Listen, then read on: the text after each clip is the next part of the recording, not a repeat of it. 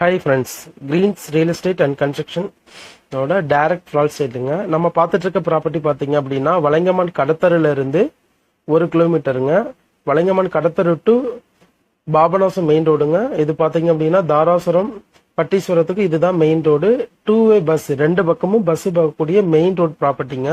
நம்ம ப்ராப்பர்ட்டியோட லென்த்தை பார்த்தீங்கன்னா 1லேருந்து 1.5 கிலோமீட்டர், உங்களுக்கு 2 கிலோமீட்டர் வரையுமே நம்ம லேஅவுட்டோட சைட்டு தாங்க, ஃபுல் சைட்டு தாங்க.